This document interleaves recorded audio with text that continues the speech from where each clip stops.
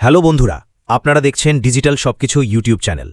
তো বন্ধুরা, সরকারি কর্মীদের জন্য এবার কি শুরু হলো নতুন কড়াকড়ি? অফিসে সামান্য দেরি করলেই কাটা যাবে ছুটি। নবান্নের নতুন নির্দেশিকা ঘিরে এখন জোর চর্চা। ওয়েস্ট বেঙ্গল গভর্নমেন্টের নতুন অ্যাটেন্ডেন্স রুল শুনে অনেক সরকারি কর্মী চমকে গিয়েছেন।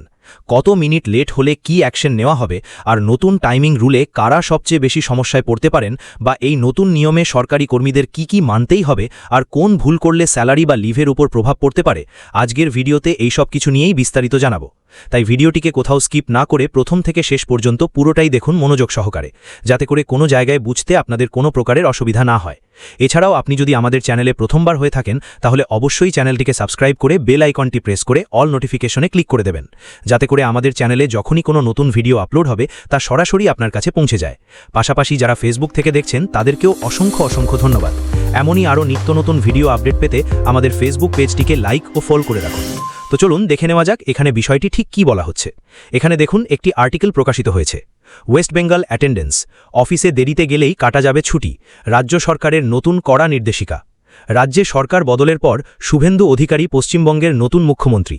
রাজ্যে কর্মসংস্কৃতি ফেরাতে এবং কাজের গতি বাড়াতে রাজ্যের পক্ষ থেকে এই কড়া পদক্ষেপ নেওয়া হয়েছে।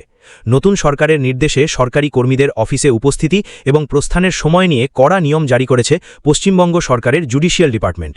12 মে 2026 তারিখে এই নির্দেশিকা জারি করে স্পষ্টভাবে জানিয়ে দেওয়া হয়েছে যে সরকারি কাজে শৃঙ্খলা বজায় রাখা এখন থেকে বাধ্যতামূলক ও প্রশাসনে দক্ষতা বৃদ্ধি করতে হবে। অফিসে প্রবেশের নির্দিষ্ট সময়সূচি।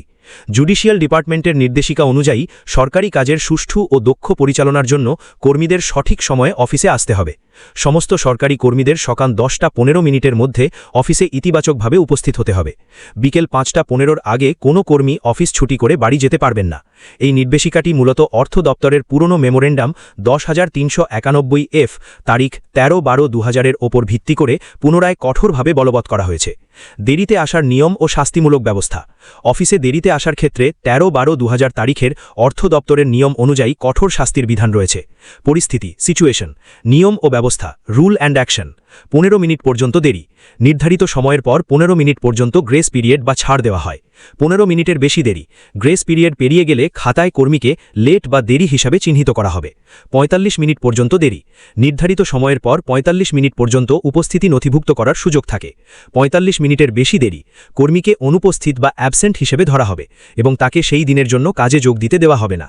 তবে সেই কর্মী যদি প্রথম অর্ধের জন্য হাফ ডে ক্যাজুয়াল লিভ অনুমোদন করান, তবেই তিনি অফিসে ঢুকতে পারবেন। ছুটি কাটার নিয়মাবলী এবং কড়াকড়ি। দেরিতে আসার অভ্যাসের জন্য সরাসরি কর্মীদের ছুটির হিসাব থেকে দিন কেটে নেওয়া হবে। এক ক্যালেন্ডার মাসের মধ্যে 3 দিন দেরিতে অফিসে উপস্থিত হলে কর্মীর জমা থাকা ক্যাজুয়াল লিভ বা কম্পেনসেটরি ক্যাজুয়াল লিভ থেকে 1 দিন কেটে নেওয়া হবে। যদি কোনো কর্মীর ক্যাজুয়াল লিভ জমা না থাকে, তবে প্রতি 3 দিন দেরির জন্য তার অর্জিত ছুটি বা আর্নড লিভ থেকে 1 দিন কাটা হবে। কন্ট্রোলিং অথরিটির পূর্বানুমতি ছাড়া কোনো কর্মী অফিস বন্ধ হওয়ার সময়ের আগে ছুটি নিতে পারবেন না। ফিল্ড ডিউটির ক্ষেত্রে বিশেষ নিয়ম। যারা ফিল্ড ডিউটি বা প্রজেক্টের কাজে যুক্ত, তাদের ক্ষেত্রেও নিয়মানুবর্তিতা আবশ্যক। ফিল্ড স্টাফ বা অফিসারদের প্রতি সপ্তাহের কাজের কর্মসূচি অগ্রিম কর্তৃপক্ষের কাছে জমা দিতে হবে। সপ্তাহের শেষে বিস্তারিত ফিল্ড ডায়েরি জমা দেওয়া বাধ্যতামূলক। প্রশাসনে জবাবদিহিতা ও কার্যকারিতা উন্নত করার জন্যই এই সমস্ত নিয়ম কঠোরভাবে মানার কথা বলা হয়েছে ও এই পদক্ষেপগুলি নেওয়া হয়েছে। তাহলে বন্ধুরা, আপনারা দেখতেই পেলেন এখানে মূল বিষয়টি ঠিক কী বলা হলো। মূলত রাজ্যের সরকারি কর্মীদের অফিসে উপস্থিতির জন্য 10:15 থেকে 5:15 মিনিট পর্যন্ত সময়সীমা বেঁধে দেওয়া হয়েছে। পাশাপাশি অফিসে দেরিতে আসার ক্ষেত্রে 15 মিনিটের গ্রেস পিরিয়ড বা ছাড় দেওয়া হয়েছে। তবে 45 মিনিটের বেশি দেরি হলে ওই দিনটিকে অনুপস্থিত হিসাবে গণ্য করা হবে এবং মাসে 3 দিন দেরি করলে কর্মীর জমা থাকা 1 দিনের ছুটি কেটে নেওয়া হবে। এছাড়াও এ বিষয়ে যদি আগামী দিনে আরও নতুন কোনো আপডেট আসে, তাহলে অবশ্যই আপনাদেরকে এই চ্যানেলের মাধ্যমে জানিয়ে দেওয়া হবে। সে কারণে চ্যানেলটিকে সাবস্ক্রাইব করে অবশ্যই চ্যানেলের সঙ্গে থাকবেন, যাতে করে এই বিষয়ে আগামী দিনে যখনই কোনো নতুন আপডেট আসবে তা সরাসরি আপনার কাছে পৌঁছে যায়। তো বন্ধুরা, আজকের গুরুত্বপূর্ণ ভিডিও আপডেটটি এখানেই শেষ করছি। ভিডিওটি সম্বন্ধে আপনাদের মতামত এবং আপনারা কে কোথা থেকে ভিডিওটি দেখছেন অবশ্যই কমেন্ট বক্সে লিখে জানাবেন।